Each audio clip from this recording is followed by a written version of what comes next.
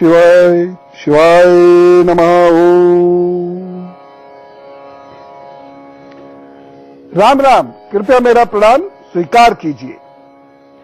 भारतीय संस्कृति विचित्रता और गूढ़ रहस्यों से भरी हुई है, पर हर रहस्य के पीछे एक तर्क है, एक वैज्ञानिकता है और साथ ही साथ सुख प्रेम का संदेश भी है। आज आपको ऐसे तीर्थ स्थल के बारे में बताऊंगा जहां आज भी स्पंदन है उस अवर्णीय शक्ति का जिसने अमरता का रहस्य बताया तथा मानव शरीर में छुपी हुई अपार संभावनाओं को उजागर किया। आज मैं आपको एक ऐसे स्थान के विषय में बताऊंगा जहां भगवान शिव स्वयं मां पार्वती के साथ आज भी विराजते हुए से प्रतीत होते हैं और इस परम तीर्थ का नाम है अमरनाथ। इस अमर स्थान में ऐसी कई गूढ़ बातें हैं जिन्हें जानना हमारे लिए बेहद आवश्यक है। यह मात्र एक तीर्थ यात्रा नहीं है बल्कि संदेश है मानव शरीर, मानव आत्मा के बारे में, मानव का परम आत्मा से जुड़ाव के बारे में। यह कोई साधारण सी बात नहीं है। अमरनाथ यात्रा, वैसे अमरनाथ यात्रा है क्या, क्यों की जाती है, इसका ऐतिहासिक और पौराणिक महत्व है क्या, इसके पीछे कौन कौन से रहस्य हैं, कैसे जून जुलाई की गर्मी में भी बनते हैं बाबा बर्फानी जबकि गुफा और उसके बाहर का तापमान बहुत अधिक होता है, इतना अधिक कि वहां पर बर्फ ठोस रूप में रह नहीं सकती। तो ये क्या चमत्कार है। शेषनाग कुंड में क्या वाकई शेषनाग दिन में एक बार देते हैं दर्शन, यह सिर्फ कपोल कल्पना है। और अमरनाथ यात्रा के रास्ते का क्या महत्व है, या ये मात्र एक पत्थरों की पगडंडी है। क्या वास्तव में बाबा ने मां को यहां पर अमरत्व प्रदान करने वाली क्रिया सिखाई थी या फिर कोई योग क्रिया सिखाई थी जिससे दीर्घायु, अत्यंत दीर्घायु प्राप्त होती है। क्या है ये सच?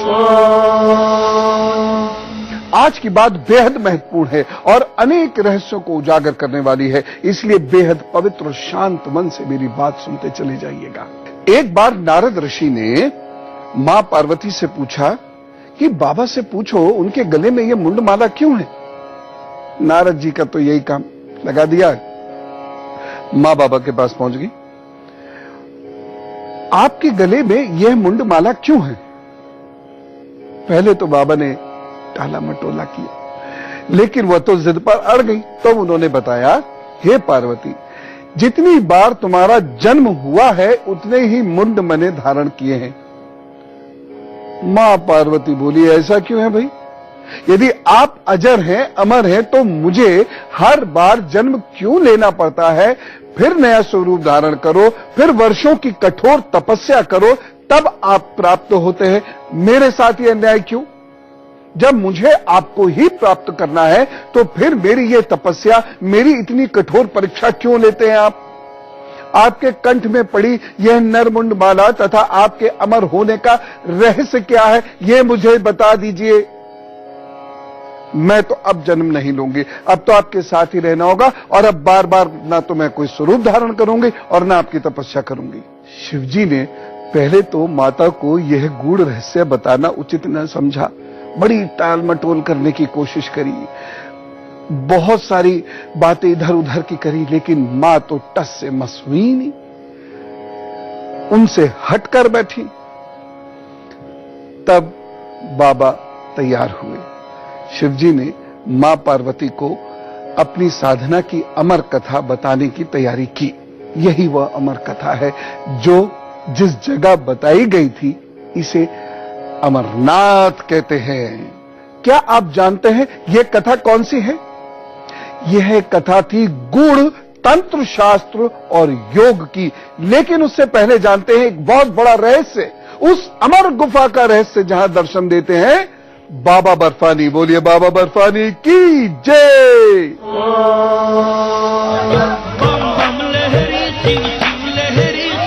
अमरनाथ हिंदुओं की आस्था के सबसे बड़े धार्मिक प्रतीकों में से एक है। कश्मीर में श्रीनगर से 135 किलोमीटर दूरी पर स्थित इस स्थान की समुद्र तल से ऊंचाई 13,600 फीट है। आषाढ़ पूर्णिमा से यहाँ की यात्रा प्रारंभ हो जाती है और ये रक्षाबंधन तक अर्थात श्रावण पूर्णिमा तक चलती है। बर्फ से प्राकृतिक शिवलिंग निर्मित होता है। प्राकृतिक हिम से निर्मित होने के कारण इसे स्वयंभू हिमानी शिवलिंग भी कहते हैं। चंद्रमा के घटने बढ़ने के साथ साथ शिवलिंग का आकार भी घटता बढ़ता रहता है। श्रावण पूर्णिमा को ये अपने पूरे आकार में आ जाता है और अमावस्या तक धीरे धीरे छोटा होता जाता है। जिस गुफा में यह स्वयंभू शिवलिंग बनता है उसकी परिधि लगभग 150 फीट है। इसमें ऊपर से पानी की बूंदें जगह जगह टपकती रहती हैं। आश्चर्य की बात तो यह है कि यह शिवलिंग ठोस बर्फ का बनता है, जबकि पूरी गुफा में सिर्फ कच्ची बर्फ ही होती है जो हाथ में लेते ही भुरभुराकर टूट जाती है। अमरनाथ शिवलिंग से कई फुट दूर गणेश, भैरव और पार्वती के वैसे ही अलग अलग हिमखंड हैं। तो बाबा बर्फानी का एक रहस्य आपने जाना। अब बताता हूं अमर कथा का मर्म। जब मां पार्वती ने भोलेनाथ से अमर कथा सुनाने को कहा तो भगवान शिव ने एक एकांत स्थान को चुना जिससे कोई भी अन्य प्राणी, यहां तक कि कोई पशु पक्षी भी आकर उस कथा को ना सुन सके। क्यों? क्योंकि जो कोई भी इस अमर कथा को सुन लेता वह अमर हो जाता, सृष्टि के नियमों से परे चला जाता। वह बाबा को मंजूर नहीं था। अब आप सोचते होंगे कि केवल कथा सुनाने से कोई अमर कैसे हो सकता है। मैं बताता हूं। शिव जी ने माता पार्वती को कोई ऐसे ही कहानी नहीं सुना दी थी।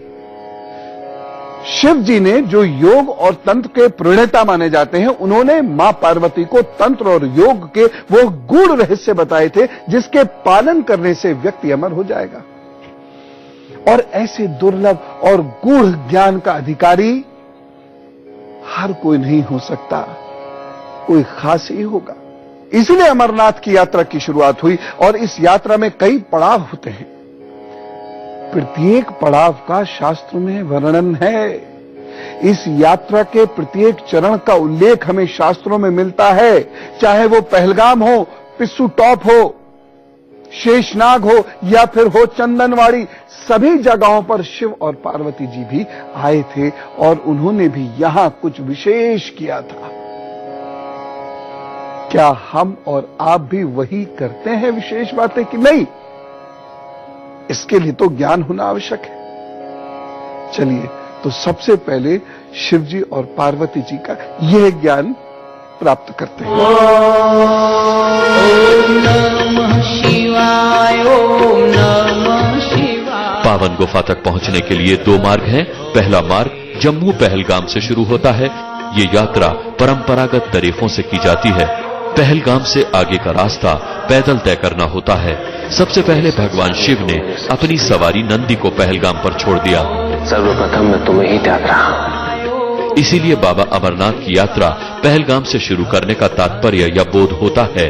इस स्थान का नाम बेलगांव था, जो समय बीतने के साथ पहलगांव बन गया। पहलगांव से आगे चलने पर अगला पड़ाव चंदनवाड़ी है। यहाँ भगवान भोलेनाथ ने अपनी जटाओं से चंद्रमा को अलग किया। यात्रा में आगे बढ़ता है पिस्सू टॉप। यहाँ शिव जी ने पिस्सू नामक कीड़े को त्याग दिया था। आगे चलकर शिव जी ने अपने कंठाभूषण सर्पों को शेषनाग पर छोड़ दिया। ये स्थान वास्तव में बर्फ की चोटियों से घिरी झील है, जिसकी शक्ल सांप के सिरे की तरह दिखाई देती है। तीर्थयात्री पवित्र झील में स्नान करते हैं। मान्यता है कि शेषनाग के पवित्र झील में स्नान करके सभी पाप धुल जाते हैं। ये झील करीब 1.5 किलोमीटर लंबी है। किंवदंतियों के मुताबिक शेषनाग झील में शेषनाग का वास है और 24 घंटे के अंदर शेषनाग एक बार झील के बाहर दर्शन देते हैं। लेकिन ये दर्शन अत्यंत दुर्लभ है, जो कुछ ही भाग्यवानों को मिल पाते हैं। अगला पड़ाव पंचतरणी। भोलेनाथ ने गंगा जी को पंचतरणी में छोड़ा। यहाँ 5 धाराएं निकलती हैं। मान्यता है कि 5 धाराओं की उत्पत्ति शिव जी की जटाओं से हुई है। पंचतरणी 12,500 फीट की ऊंचाई पर स्थित है। यहाँ ऑक्सीजन की कमी हो जाती है, इसीलिए यहाँ सुरक्षा व्यवस्था करनी पड़ती है। श्री अमरनाथ के दर्शन से पूर्व ये अंतिम पड़ाव है। पंचतरणी से 3 किलोमीटर आगे चलने पर अमर गंगा और पंचतरणी का संगम स्थल मिलता है। अमर गंगा एक बर्फ की पतली सी धारा है।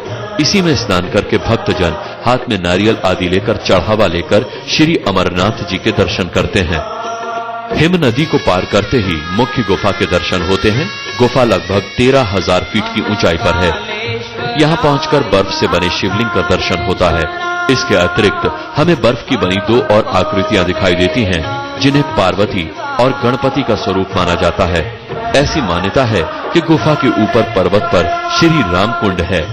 इसी का जल गुफा में टपकता रहता है, जिससे शिवलिंग का निर्माण होता है, तथा गुफा में अमर कुंड भी है, जिसका जल प्रसाद के रूप में ग्रहण किया जाता है। पवित्र गुफा में वन्य कबूतर भी दिखाई देते हैं, जिनकी संख्या समय समय पर बदलती रहती है। यहाँ माता सती के अंग तथा आभूषण की पूजा होती है, क्योंकि यहाँ उनके कंठ का निपात हुआ था। ये पार्वती पीठ 51 शक्ति पीठों में से एक है।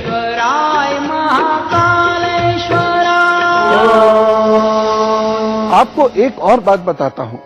अनंतनाग जिले में भगवान शिव का एक अन्य तीर्थ स्थल और भी है, जिसे छोटा अमरनाथ नाम से जाना जाता है। यह बिजबेहरा कस्बे से करीब 7 किलोमीटर दूर छोटे से गांव थजवार में स्थित है। यहां पहाड़ की चोटी पर भगवान शिव जी की एक गुफा भी है, जहां सावन की पूर्णिमा के दिन भक्तों की भारी भीड़ उमड़ती है। इस दिन लगभग 2 महीने तक चलने वाली वार्षिक अमरनाथ यात्रा पूर्ण हो जाती है। अमरनाथ गुफा में जब हम दर्शन के लिए जाते हैं तो वहां हमें कबूतर दिखते हैं। कुछ लोगों का मानना है ये कबूतर अमर हैं। क्या वाकई अमर हैं?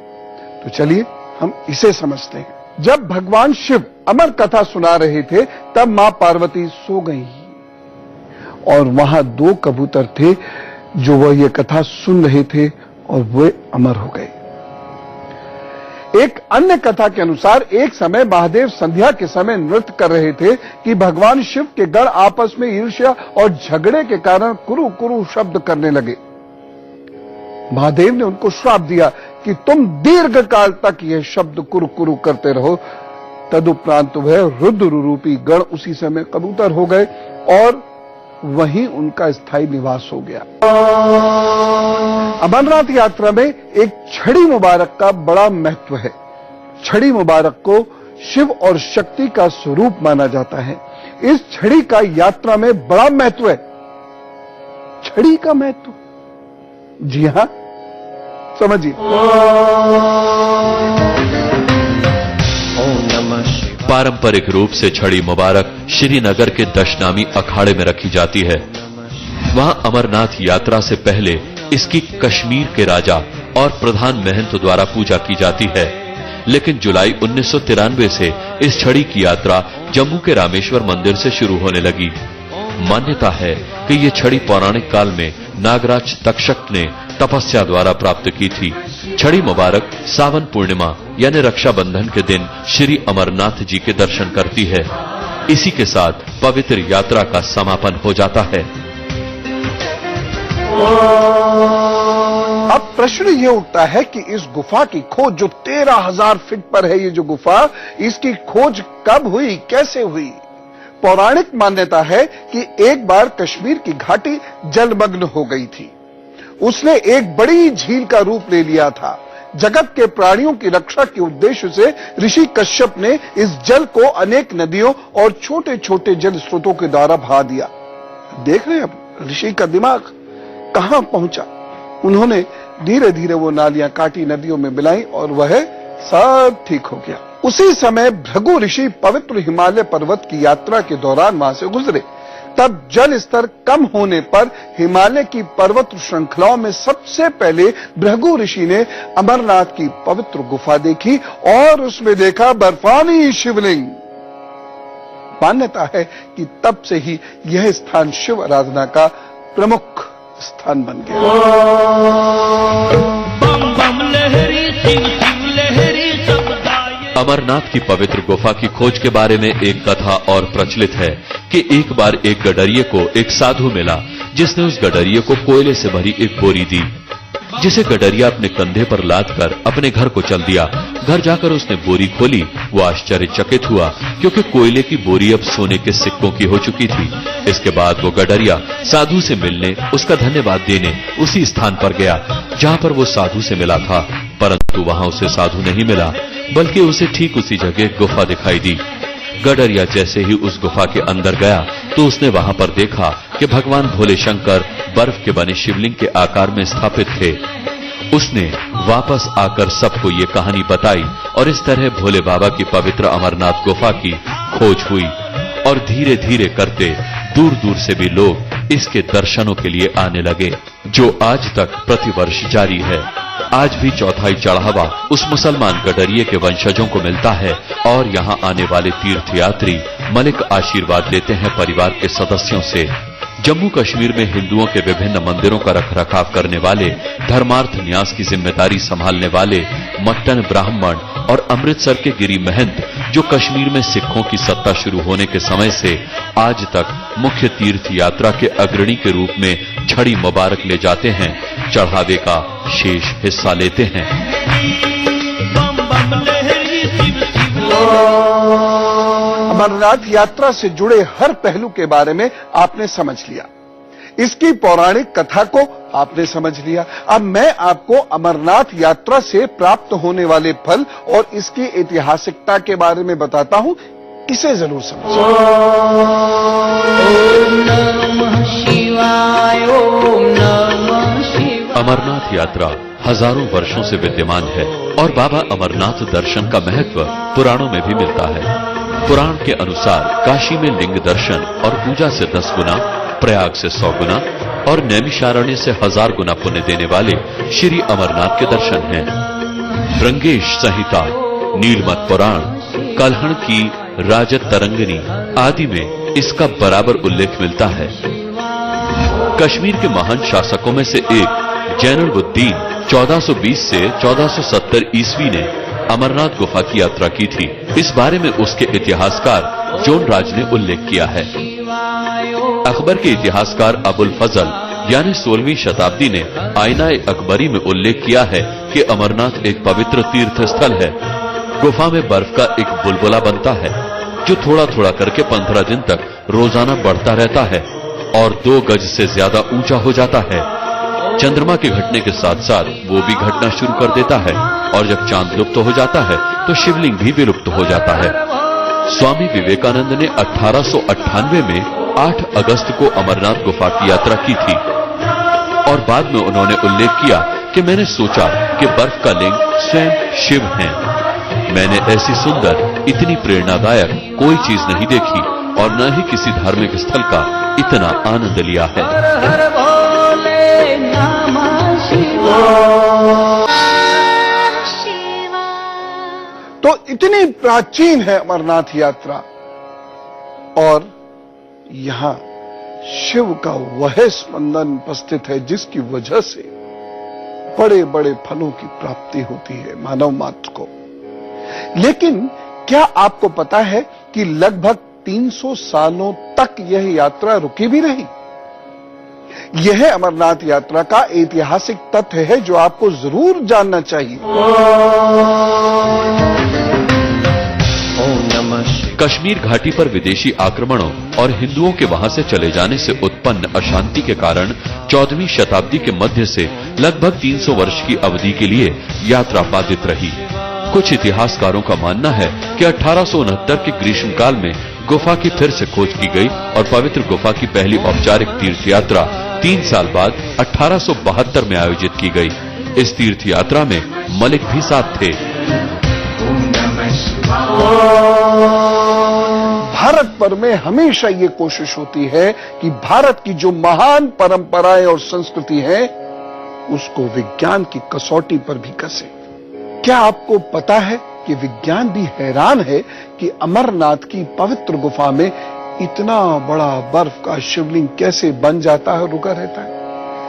जिन प्राकृतिक स्थितियों में इस शिवलिंग का निर्माण होता है वह विज्ञान के तथ्यों से विपरीत है। यही बात सबसे ज्यादा अचंभित करती है। अमरनाथ की जय जय विज्ञान के अनुसार बर्फ को जमने के लिए करीब 0 डिग्री तापमान जरूरी है, किंतु अमरनाथ यात्रा हर साल जून जुलाई में शुरू होती है, तब इतना कम तापमान संभव नहीं होता। इस बारे में विज्ञान के तर्क हैं कि अमरनाथ गुफा के आसपास की दीवारों में मौजूद दरारें या छोटे पास और उसके छोटे छिद्रों से ठंडी हवा आती है। इससे गुफा में और उसके आसपास बर्फ जमकर लिंग का आकार ले लेती है, किंतु इस तथ्य की कोई प्रामाणिकता नहीं है। धर्म में आस्था रखने वालों का तर्क है कि ऐसा होने पर बहुत से शिवलिंग इस प्रकार बनने चाहिए। विज्ञान, आस्था और विश्वास के इस तर्क के समक्ष मौन है। जय बोलो जय अमरनाथ की। अद्भुत राष्ट्र है, अद्भुत देश है, अद्भुत स्थान है जहां स्वयं प्रभु लीलाएं करते हैं, जहां उन्होंने मानव की रक्षा, सुरक्षा और विकास के लिए हर संभव प्रयत्न किया और ज्ञान दिया। अब यह हमारे ऊपर है कि हम उस ज्ञान को सबसे पहले तो समझें और उसके बाद उसको अपने जीवन में उतारें। प्रमाद के बहुत अवसर मिलते हैं बंधुओं, लेकिन ज्ञान प्राप्ति के कुछ क्षण मिलते हैं, लेकिन यह कुछ क्षण पूरे जीवन का आधार बन जाते हैं। इसीलिए पूरी दुनिया नतमस्तक होती है इस ज्ञान के सम्मुख। ऐसा है मेरा भारत और उसका ज्ञान। भारत माता की जय।